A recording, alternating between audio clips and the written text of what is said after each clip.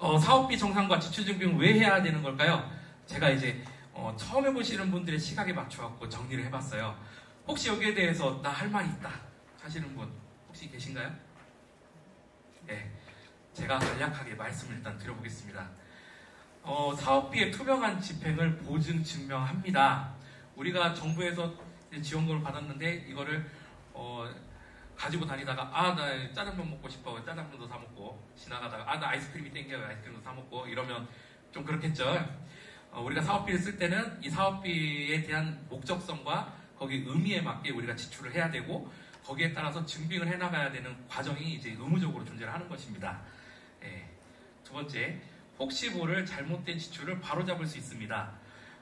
정산을 하고 지출 증빙을 하다 보면은 이거 내가 쓰면 안 됐을 것 같은데 왠지 쓴 것 같다는 게 나중에 보이기도 해요. 쓸 때는 내가 이거 맞다고 생각하고 썼는데 시간이 지나고 나니까 좀 이상한데 이런 경우들이 보이기도 하거든요. 이런 경우들은 정산 서류가 군으로나 이제 세무서로 다 나가기 전에 미리 다 잡아놓는 게 나중을 위해서도 안정적이기 때문에 이런 부분들이 중요하다고 할 수 있습니다. 자, 세 번째, 비용이 곧 사업 그 자체라고 할 수 있죠. 우리가 사업비가 없는 사업이라고 그러면 사실 그 목적성이라는 게 좀 애매하죠. 사업비가 있기 때문에 우리 거기에 투자를 하고 사업도 진행을 하고 거기서 성과도 되고 하는 것일 것입니다. 사업비 자체가 사업 그 자체라고도 볼 수 있을 겁니다. 그렇다면 무엇이 중요할까요? 아까 지출 증빙에 대한 거 말씀드렸어요. 만약에 증빙을 내가 제대로 안 했다. 내가 예를 들어서 오늘 10분이랑 같이 오늘 회의를 하기 위해서 식사를 하셨어요. 식사를 했는데 영수증을 안 끊고 그냥 정산했습니다. 그러면 그거를 이제 확인하시는 분이 이렇게 이야기할 수도 있어요. 문제 없는 증거 있어요? 있으면 갖고 와보세요. 그러면 나는 이야기합니다. 나는 사업을 위해서 순수하게 썼어요. 나는 하늘에 맨세고 허투루 쓴 적이 한 번도 없어요. 그랬더니 증빙을 확인하는 사람이 이 삭막한 세상 저도 믿고 살 수 있게 좀 도와주세요. 그래서 사람은 그렇게 못 믿어서 삭막해서 어떻게 살겠어요? 못 살겠네요. 이렇게 말을 할 수도 있겠죠. 우리가 사람이 사는 데 있어서 신뢰관계도 굉장히 중요하지만 이 사실은 저보다 이제 연배도 있으신 분도 많으시고 하기 때문에 이 돈이랑 관련된 부분들은 그런 게 사실은 쉽지 않을 수도 있죠. 특히나 이제 정부에서 내려오는 사업 보조금 같은 경우에는 우리가 말로만 설명할 수 없는 것들이 너무 많아요. 그렇기 때문에 미리미리 서류를 통해서 정상적으로 집행됐고 사업 목적성에 맞게 진행되었다는 것을 증명할 필요가 있는 것이죠.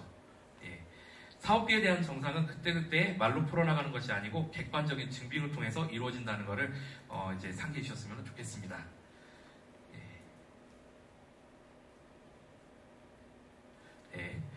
그렇다면 무엇이 중요할까? 이제 두 번째 페이지인데요.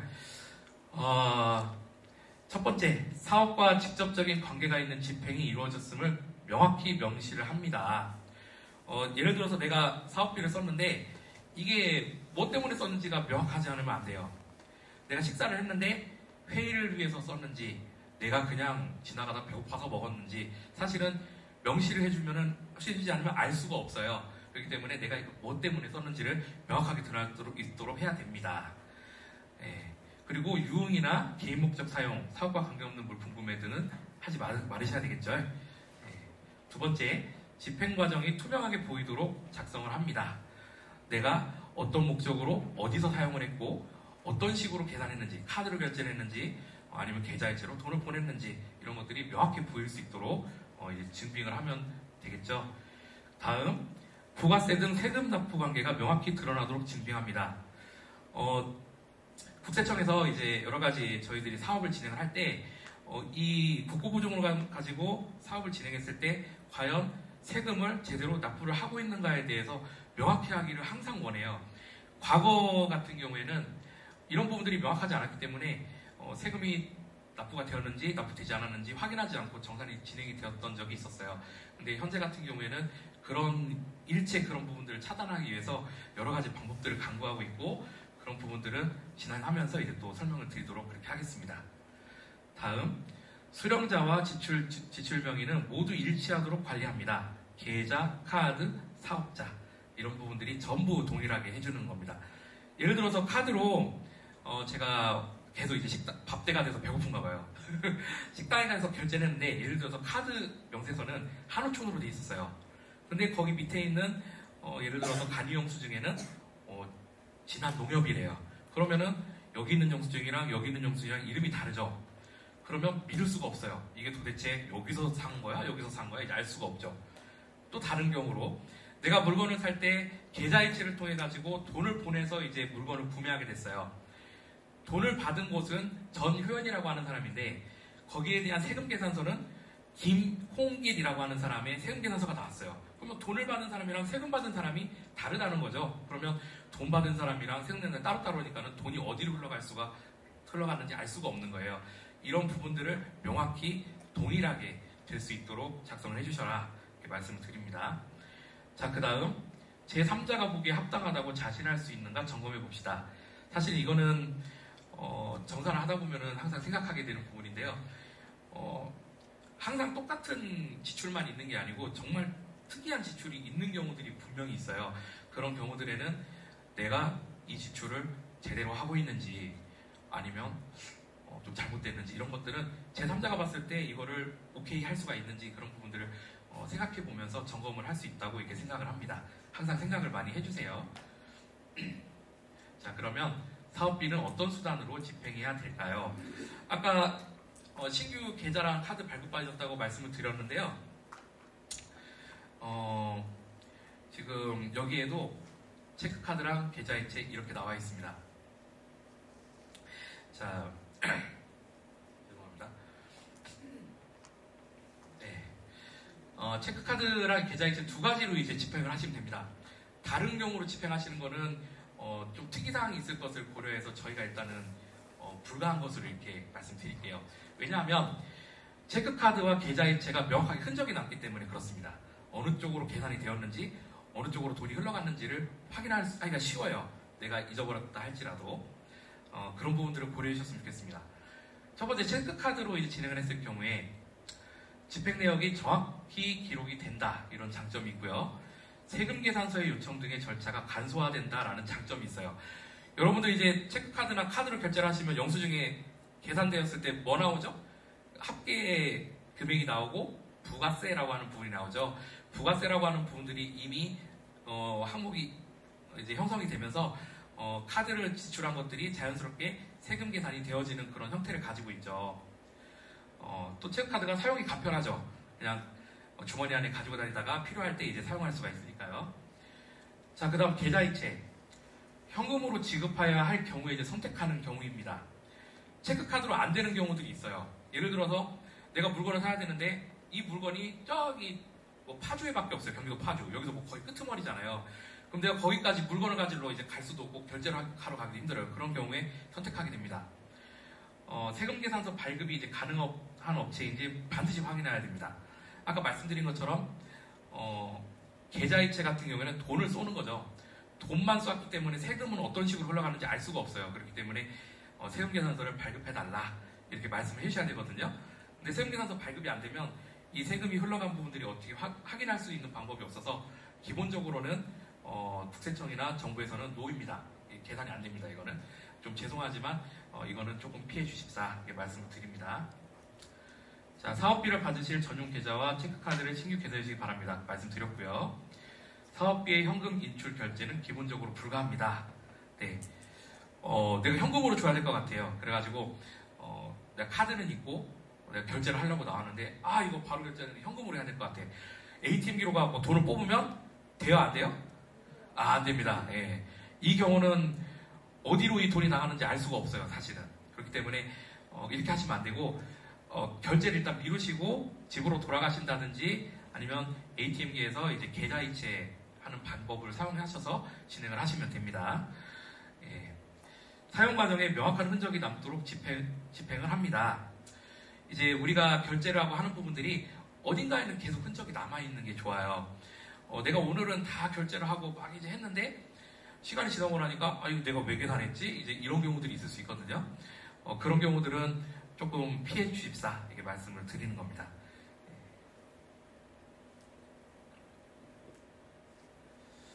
네, 다음 가겠습니다. 자, 그럼 지출 증빙을 할 때 어떤 요소들이 있을지 한번 보겠습니다. 먼저 카드 영수증이죠. 카드로 계산했을 때 카드 영수증이 발생을 하는데 잘 안 보이시겠지만 여기 있는 카드 영수증이랑 여기 있는 카드 영수증이랑 뭐가 다른지 혹시 느낌이 오시는 사장님 계실까요? 혹시 아시는 사장님? 네, 잘 안 보이시죠? 제가 말씀드릴게요. 이거는 계산에 썼던 그런 물품의 항목이 보이는 이제 카드 영수증입니다. 보통 이제 하나로마트나 큰 마트 가면 결제를 띡 하면은 뭐 예를 들어 초코파이다 뭐다 이렇게 쭉 항목이 나오고 총 얼마다 세금이 얼마 나왔다 이렇게 나오죠. 이 영수증을 말하는 거고요. 이 영수증은 항목이 나오지 않는 카드 영수증입니다. 가끔 식당 같은 데서 식사를 하시면 내가 뭐 먹었는지 나오지 않고 결제한 금액만 딱 나오는 경우가 있죠. 그 경우고요. 우리가 지출증빙을 할 때는 항상 어디에 어떤 얼만큼의 돈이 어떤 부분으로 돈이 나갔는지가 명확하게 보여야 된다고 말씀드렸어요. 그렇기 때문에 카드로 결제를 하셨을 때 이런 세부 항목이 나오는 카드 영수증은 이 하나로 괜찮지만 만약에 카드 영수증을 받으셨는데 총액만 나오는 영수증을 받으셨다 했을 때는 반드시 간이 영수증을 같이 첨부를 하셔야 됩니다. 아시겠죠? 이게 같은 세트라고 보시면 돼요. 같이 따라다닌다고. 카드 영수증에 이렇게 항목이 나오는데 간이 영수증은 붙이시지 않으셔도 괜찮습니다.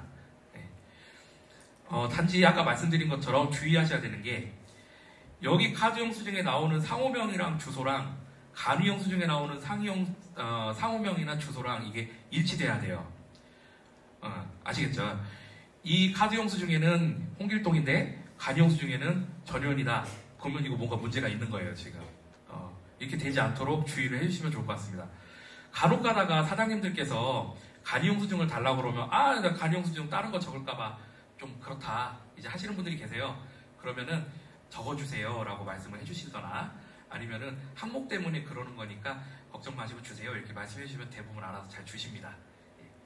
그렇게 진행하시면 될 것 같습니다. 자, 그 다음 견적서와 청구서입니다. 견적서와 청구서는 기본적으로는 모든 곳에 들어갈 필요는 없어요. 30만원 이하일 경우에는 견적서 청구서 필요 없습니다. 카드로 계산할 때는 카드 영수증만 있으면 되고 그것만 증빙을 하면 되는데 30만원이 넘어간다 그러면 견적서 청구서 다 필요합니다. 다 있으셔야 되고요.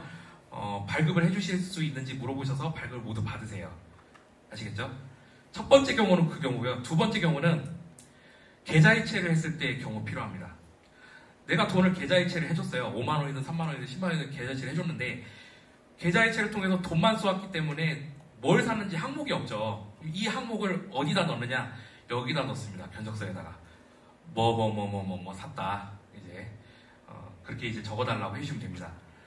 대신에 견적서 청구서에 있는 총액이랑 계좌이체를 했던 총액이랑 다르면 안 되겠죠. 당연히 카드 영수증이랑 견적서 청구서랑 금액이 다르면 안 되겠죠. 다 똑같은 금액으로 밟고 가셔야 됩니다. 다른 금액이면 안 되세요. 또 한 가지 견적서 청구서에도 마찬가지로 상호명, 연락처, 주소 모든 게 다 들어갑니다. 이게 카드 영수증이랑 동일해야 되고요. 계좌이체를 했었을 경우에 계좌이체를 받으시는 분의 상호명 또는 그 대표명과 동일해야 돼요. 그런 부분들을 항상 체크를 하셔서 동일하게 가고 있는지를 잘 확인해 주시면 좋을 것 같습니다. 다음 계좌이체 확인증 세금계산서 통장사본입니다. 지금 아까 말씀드렸던 걸로는 돈을 보낼 때 계좌이체를 통해서 돈을 쏘았다고 말씀드렸죠. 근데 내가 그냥 계좌번호만 들어가지고 전화로 알겠어요. 1751 사이에 52 오케이 알겠어 내가 돈 보낼게요 그러고 돈만 딱 쏘고 아무것도 없으면 이것도 문제가 될 수 있어요. 왜냐면은 어떤 것을 근거로 돈을 줬냐 그리고 이 통장이 과연 대표께 맞느냐 이런 것들을 요구를 해요. 그렇기 때문에 이런 부분들이 이제 필요해지게 되는 겁니다. 통장사본 아까 계좌이체를 통해서 돈을 쏘셨을 경우에는 통장사본을 꼭 넣으시고요. 그리고 내가 이제 통장사본 그 계좌이체를 통해서 돈을 보냈을 때는 내가 정상적으로 그 업체에 돈을 잘 보냈는지 계좌이체 확인증을 같이 첨부를 해야 됩니다. 왜냐면 내가 그 돈을 그 계좌를 통해서 제대로 돈을 보냈는지 증명할 수 있는 게 없어요. 사실은 이거밖에 없거든요. 이 계좌이체 확인증을 넣으면 내가 똑바로 돈을 넣었구나 이런 것들 증명을 할 수가 있죠. 만약에 돈을 받으신 분이 나 돈 안 받았어요 하면은 이게 만약에 없다 그러면 뭐 증명할 방법이 없잖아요. 자, 이런 부분들 챙겨주시면 좋을 것 같고요. 만약에 계좌이체를 통해서 현금이 오고 갔다 했을 경우에는 잊어버리지 마시고 반드시 세금계산서도 같이 주세요. 세금계산서가 여러 가지 종류가 있어요. 이것도 간이가 있고요. 일반 세금계산서가 있고요. 전자세금계산서가 있어요. 이 중에서 전자세금계산서를 달라고 하셔야 됩니다. 전자세금계산서요. 아시겠죠? 이게 2009년이 제가 좀 잊어버렸는데 이게 규정이 바뀌어서 전자세금계산서에서 세무서에서 받도록 그렇게 규정이 바뀌었어요. 그래서 항상 말씀을 드려서 전자세금계산서로 주세요. 이렇게 해주시면 됩니다. 전자세금계산서로 발급을 해주시면은 보통 그 사장님들 이메일로 그게 날라옵니다. 그게. 그래서 그걸 다운받으셔서 출력을 하셔서 지출 증명을 하시면 되세요. 네. 다음 지출 증빙 사진입니다. 제가 제 핸드폰에 있는 사진들을 넣어봤는데요. 우리 사장님께서 보조금 사업을 이렇게 하시면은 핸드폰에 이제 늘어가실 거예요. 물건상 사진들, 뭐 산 사진들 이렇게 늘어가시게 되거든요. 자연스럽게 그렇게 될 수밖에 없어요. 우리가 물건을 산 것들은 지출 증빙 사진을 통해서 우리가 사업비를 제대로 썼습니다라고 증빙을 해야 되기 때문에 그런데요. 사장님들께서 그 사업비 카드로 물건을 이제 구매를 하시면 구입한 물건들을 사진을 이렇게 예쁘게 찍어주세요. 되도록이면은 산 항목들이 다 보일 수 있도록 찍어주시면 좋아요. 지금 이거는 조금 잘못된 사진이라고도 볼 수 있는 게 위에는 책철이고 밑에는 그 명함집이고 뭐 종이고 이러는데 안에 지금 뭐가 들는지 잘 안 보이죠? 사실은 이렇게 돼 있으면은 뭘 샀는지가 명확하지가 않아서 영수증하고 이거하고 매칭이 안 된다 이런 지적을 받을 수가 있어요. 이게 다 지나가고 나서 다시 사진을 찍으려고 하면 굉장히 난감하다 보니까 사진을 한번 찍으실 때 얘들아 잘 나와라 하고 잘 펼쳐가지고 이제 사진을 찍으시면 좋을 것 같습니다. 예. 그러니까 사진은 항상 찍으셔야 된다는 거. 물건을 사시거나 뭐 하시면 항상 찍으세요. 그냥 트럭에 와서 뭐 트럭이 뭘 부었다 그럼 트럭이랑 같이 찍으시고 이제 그런 부분들을 생활화하시면 좋을 것 같아요. 예. 다음 지출결의서 품위서입니다. 예. 지출결의서랑 품위서에 대해서 혹시 아시는 분 계신가요? 품위서는 나의 위에 분에게 이러이런 지출을 하고 싶은데 이렇게 지출을 해도 되겠습니까? 라고 물어보는 게 품위서예요. 지출결의서는 이렇게 지출을 하겠습니다 라고 하는 게 결의서입니다. 결의서는 조금 더 영수증 금액하고 가까운 거고요. 품위서는 영수증 금액이 좀 멀을 수도 있어요. 예를 들어서 내가 이 볼펜을 산다고 했었을 때 이 볼펜이 500원짜리일 수도 있고 1000원짜리일 수도 있잖아요. 내가 이거를 사려고 마트에 가서 알아봤는데 이게 1000원이었어요. 그래서 품위서에는 사장님 내가 1000원에 살게요 라고 품위서를 올렸다가 나중에 찾아보니까 이거보다 저렴한 곳을 찾게 됐어요. 그러면 결의서는 500원 이렇게 들어갈 수도 있는 거죠. 사실은 품위서랑 결의서는 금액이 다르게 움직일 수도 있어요. 네. 근데 우리가 근데 보통 지출을 하면 그렇게 지출을 안 하게 되죠. 뭐 엄청 커다란 회사들은 그렇게 할 수도 있는데 품위서랑 결의서랑 막 다르게 움직일 수도 있는데 우리는 몇 사람이 안 되잖아요. 그러다 보니까 물건 먼저 사고 품위서 결의서 만들게 되거든요. 그러면 굳이 금액을 다르게 하시지 않고 똑같이 만드셔도 괜찮다. 단지 품위서 결의서를 우리가 진행하는 이유는 우리가 사업을 진행하는 데 있어서 사업 목적성이나 그런 의미나 그리고 지출의 인과관계가 제대로 형성되어 있는지 그리고 사장님과 담당자 간에 제대로 된 커뮤니케이션을 통해 가지고 제대로 된 지출이 이루어지고 있는지를 보기 위함이에요. 그렇기 때문에 조금 좀 생소하시고 어려우실 수도 있지만은 지출결의서 품위서를 작성을 해주셔라 이렇게 말씀드립니다. 이 부분 양식 같은 경우에는 저희가 사용하고 있는 양식이 있기 때문에 추후에 저희가 이거는 배포를 해드리겠습니다. 그걸 보시고 간략하게 해주시면 되세요. 네. 안에 들어가는 내용들은 나중에 또 한번 설명을 드릴게요. 자, 그 다음 기타 자료가 있습니다. 우리가 아까 계좌이체를 통해서 물건을 사거나 하는 경우들이 있다고 말씀드렸죠. 근데 이런 경우들 같은 경우에 30만 원이 넘거나 계좌이체하거나 이런 경우들은 그 상대방 업체가 제대로 된 기업체인지를 확인해야 되는 필요성이 발생하기도 해요. 그렇기 때문에 만약에 내가 같이 따라오는 거니까 견적서 청구서를 받았다 그러면 사업자 등록증도 같이 받아주세요. 상대방 업체의 사업자 등록증도 같이 요청을 하셔서 같이 이제 받아주시면 좋을 것 같습니다.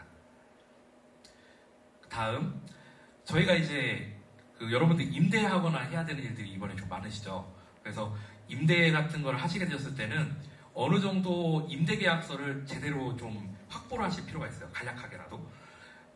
기간이 어떻고, 뭐 임대료가 어떻고, 기간이 어떻고, 뭐 어떤 물건이고, 그런 것들을 뭐 복잡하진 않더라도 A4 한 장 정도로 해가지고 임대료에 대한 계약서를 하나 이렇게 첨부를 해주세요. 이게 간략해도 통용되는 경우들도 있는데 우리 같은 경우에는 제일 조심해야 되는 게 실컷 사업비랑 다 써놨는데 나중에 이거 잘못 썼다고 나라에서 다시 이거 돈 주세요라고 하는 말 우리 듣고 싶지 않잖아요. 그러니까는 최대한 안전한 방법으로 가기 위해서 이 방법을 말씀드리는 겁니다. 임대를 하시게 되면 임대계약서를 어느 정도 확보를 해주세요. 이 양식이라든가 형태는 어떻게 하시는지 상관없습니다. 단지 금액에 대한 거 그리고 계약관계에 대한 부분들이 명확하게 드러날 수 있도록 해서 확보를 해주시면 좋을 것 같습니다. 자, 그릇을 이제 구매하는 거를 생각을 해봤어요. 사업개발비의 명목으로 그릇을 구매하려고 합니다. 그릇 도매 시장의 그릇 전문 매장에서 사려고 하고요. 여기가 카드 결제가 다행히 진행이 가능합니다. 근데 카드 영수증상에 구매 항목이 표시가 가능해요. 그리고 구매 수량은 소량입니다. 30만 원 미만으로 이제 사려고 합니다. 이럴 경우에 서류를 어떻게 준비를 하면 좋을까? 자, 품위서 별의서를 일단 기본적으로 이제 넣어주시고요. 카드 영수증을 지참해 주시고, 그 다음에 지출증빙사진 넣어주시면 되십니다. 심플하죠? 네, 엄청 간단합니다.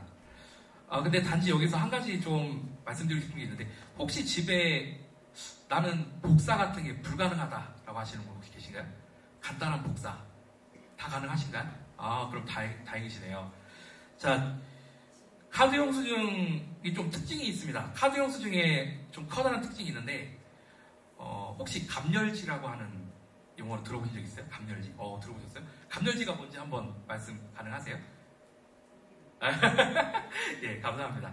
감열지는 이제 이 특수한 종이의 프린트를 할 때 열로 이제 조금 상스러운 말로 지져가지고 이제 뜨겁게 달궈가지고 이제 쓰는 방식이거든요. 이 감열지의 제일 커다란 특징이 뭐냐면, 그렇죠, 뜨거운 곳에 놔두면 다 날아갑니다. 예. 근데 이게 내가 증빙을 한다고 A4 용지에다가 영수증을 붙여가지고 냈는데, 자 이제 정산하겠습니다. 그래서 10월달에 내주세요. 그래서 갖고 갔더니 글씨가 하나도 없어. 그러면은 어떠시겠어요? 당황스러우시겠죠? 그럼 이걸 어떻게 하냐? 네, 맞습니다. 카드 영수증을 한 장을 복사를 합니다. 옆에다 복사를 하시고 그 옆에다가 이제 영수증을 붙여주셔가지고 더블로 증빙을 하시는 거예요. 복사를 했기 때문에 복사한 거는 날아갈 일이 없고 영수증도 붙어있기 때문에 문제가 되지 않아요.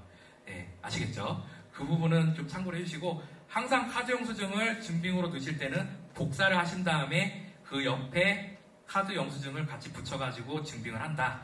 이렇게 이해를 해주시면 좋을 것 같습니다. 네, 간단하죠? 네, 엄청 간단합니다. 이런 경우는 내용이 심플하기 때문에 내용도 지출품위서에 많이 들어갈 것들은 많지 않아요. 네.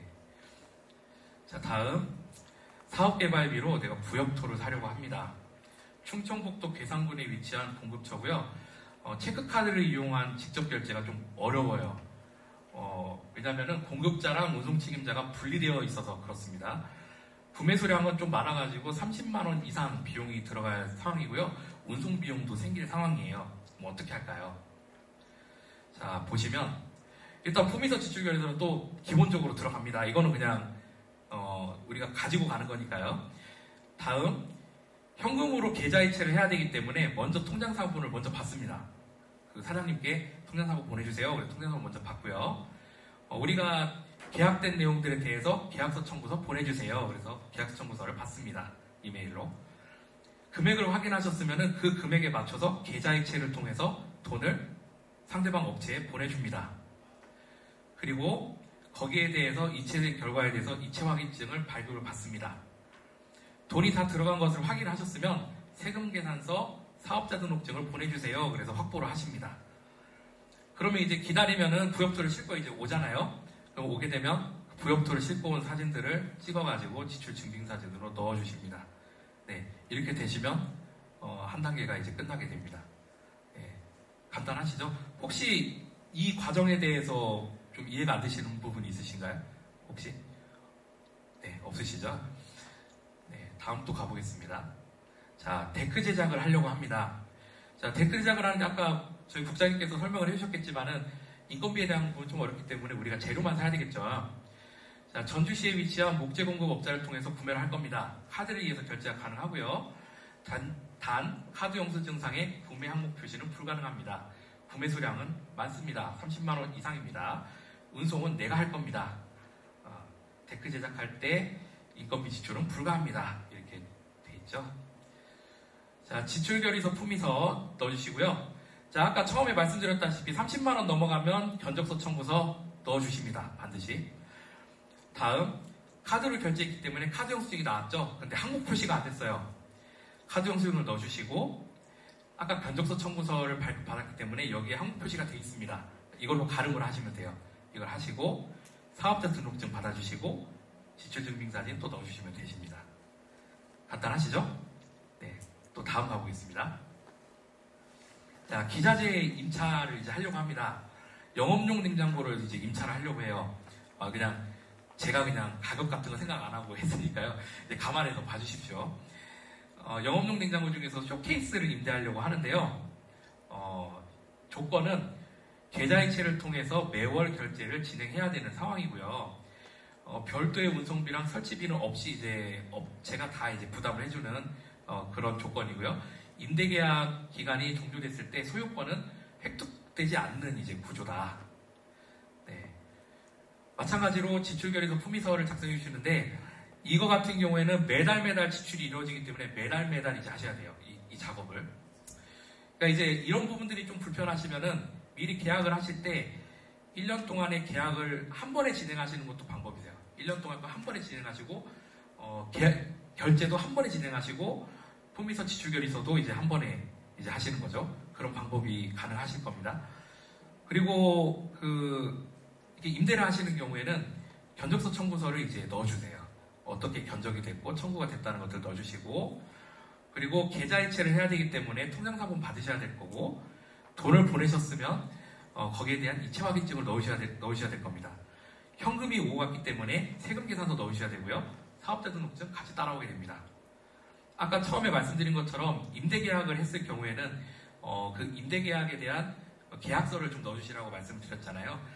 양식은 저희가 이게 말씀을 드리지 않겠지만 어느 정도 명확한 관계가 드러날 수 있도록 계약서를 작성해 주시고 같이 첨부를 해 주시고요. 사본으로 해가지고 이제 넣어주셔도 되거든요. 원본을 이제 가지고 계시고 그렇게 해주시면 될 것 같습니다. 그리고 임대한 거에 대해서 사진을 넣어주시면 될 것 같습니다. 이제 관공서나 이제 그런 기관들에 따라서 내가 예를 들어서 이거를 렌탈을 했는데 렌탈을 한 게 이게 항상 이 자리에 있을 거 아니에요. 그러면은 한 번만 사진 찍고 그 다음부터는 사진 안 찍어도 된다라고 하는 지자체도 있는데 매월 지출 때마다 여기에 잘 있는지 사진을 잘 찍어달라는 곳도 있어요. 그렇기 때문에 안전하게 하시기 위해서는 좀 귀찮으시더라도 매번 찍으셔가지고 지출증빙 사진을 넣어주시면은 걱정 없을 것 같습니다. 예. 다음 커피를 팔아보려고 합니다. 커피도 기자재가 굉장히 많죠. 이 커피 머신 같은 경우에는 매월 점검차 방문하는 공급자를 통해서 임대를 진행을 하려고 하고요. 카드 결제가 가능합니다. 단 결제 항목 표시가 불가능합니다. 예. 품위서 지출결의서를 동일하게 이제 지정해 주시고요. 견적서 청구서를 넣어주세요. 간이영수증 같은 경우에도 가름을 할 수가 있으세요. 이 경우는 단지 이제 임대계약서가 제대로 돼 있다는 전제하에 이제 가능한 겁니다. 견적서 청구서 대신에 간이영수증으로도 가름이 되십니다. 그리고 카드영수증 넣어주시고 사업자 등록증은 만약에 견적서 청구서랑 발급을 하지 않으시면 생략하실 수도 있지만 지금 임대차 계약이 이제 진행되는 부분이시기 때문에 사업자 등록증도 같이 넣어주시면 좋을 것 같습니다. 그리고 지출증빙사진 넣어주시면 되겠습니다. 네. 또 한 가지 이제 임대를 한다고 조건을 한번 알아봤어요. 사업 진행하는 데 필요한 비닐 접착기, 실링기, 그죠? 이제 이게 필요합니다. 그래서 온라인 공급자를 통해서 카드 결제를 진행하려고 하고요. 1년분의 임대료를 한 번에 지출하려고 합니다. 아까 제가 말씀드렸던 그 방법이죠. 1년 이후에 자부담 진행을 할 예정이고요. 계약기간 종료 이후에 소유권이 전환됩니다. 예. 근데 사실 이 제가 말씀드린 부분에서 1년 이후에 자부담 진행이라든지 계약 종료 이후에 소유권 전환이라는 부분은 사실은 이 사업에서는 중요한 부분은 아니에요. 왜냐하면 이 사업이 진행되는 1년 동안 기간에 걸쳐지는 것들이 중요해요. 사실은. 여기서 넘어가는 것들은 중요하지 않거든요. 그러니까 이 부분은 이제 참고적으로 보시면 될 것 같아요. 네. 제출지원서 품위서는 이제 기본적으로 넣어주시고, 아까 온라인을 통해서 온라인 이제 홈페이지 같은 데서 이렇게 그 결제를 하시면 그 띠릭띠릭하고 이제 영수증이 안 나오잖아요. 대신에 전자카드 영수증이라는 게 발급이 됩니다. 예. 이제 많이 해보신 분들은 아시겠지만 인터넷 사이트 상에서 저희가 결제를 하게 되면 예를 들어서 쿠팡이라든가 네이버라든가 그런 커다란 이제 포털 사이트에서는 그 마이페이지에 가시면은 내가 구입한 것마다 전자카드 영수증을 발급받을 수 있는 그 버튼이 있어요. 메뉴가. 그걸 누르셔서 발급을 받으시면 되시고, 첫 번째는 그거고요. 시스템이 잘 돼 있는 곳에서는 내가 결제를 하면 내가 최초에 등록했었던 이메일로 이 전자카드 영수증이 날라옵니다. 이제 그거를 확인하셔서 출력하셔도 되세요. 이거는 조금 경험이 없으신 분들은 어려우실 수도 있기 때문에 저희한테 물어보셔도 괜찮으시고, 이제 그런 포털 사이트나 이런 영업을 하시는 곳에 문의를 하셔가지고 어떻게 출력을 하면 좋을지 물어보셔도 괜찮습니다. 예, 이렇게 보시면 될 것 같고요. 또 마찬가지로 변정서 청구서 이제 넣어주시고, 임대계약서 넣어주시고, 지출증빙사진, 사업자 등록증 이렇게 넣어주시면 될 것 같습니다. 네. 자, 포크레인을 불러가지고 산책로를 조성하려고 하는데요. 3일간의 포크레인 작업이 필요하고 사업자가 직접 운행하지는 않고요. 계좌이체 결제를 진행한다 이렇게 되어 있습니다. 자, 여기서 지금 포크레인 같은 경우에 3일간의 포크레인 작업을 하는데 직접 운행하지 않으면은 포크레인 이제 가지고 오시는 기사분께서 이제 해주신다는 거잖아요. 그러면 이 경우는 지금 이분의 인건비가 나가는 건가요? 이렇게 하실 수도 있는데 그거는 아니고, 보통 이 포크레인을 임차하는 데 있어서 임차료상에 이제 그런 부분들이 포함되어 있지 않습니까? 그러니까는 그 부분은 이제 따로 이제 복잡하게 생각 안 하셔도 될 것 같아요. 자, 품위서 지출결의서 넣어주시고, 견적서 청구서 넣어주시고, 아까 말씀하신 것처럼 말씀드린 것처럼 현금으로 계좌이체로 할 거기 때문에 통장 사본 넣어주시고, 돈 보낸 다음에 이체 확인증 넣어주시고, 세금계산서 요청하셔가지고 받아주시고, 사업자 등록증 넣어주시고, 지출증빙사진 마찬가지로 넣으시면 되겠습니다. 이 경우에는 포크레인이 작업하는 사진도 넣어주시고 전과 후의 사진 정도도 같이 넣어주시면 더 좋을 것 같아요. 자, 다음 일반관리비로 넘어가가지고요. 더 간단한데요. 통신요금, 전기요금, 도시가스요금 등 이런 부분들이 이제 지출되는 경우가 있으실 겁니다. 자, 이 경우는 조금 신경을 쓰셔야 되는 게, 예를 들어서 수도요금이나 가스요금이 나가는데 내 법인이나 내 회사 이름이나 내 명의로 돼 있지 않은 경우도 있어요. 내가 뭐 임대해가지고 들어가 있다든지 해가지고 여기 있는 그 명의자가 나하고 뭐 전혀 관련 없는 그런 분들이 이름이 들어있을 수 있어요. 뭐 집주인 이름이 들어가 있을 수도 있고, 그런 경우는 문제가 생길 수 있으니까 이 명의를 반드시 바꿔주셔야 됩니다. 먼저 바꿔주시는 거를 선행해서 진행한다고 봐주시면 될 것 같습니다. 자동이체를 진행하고 있고요.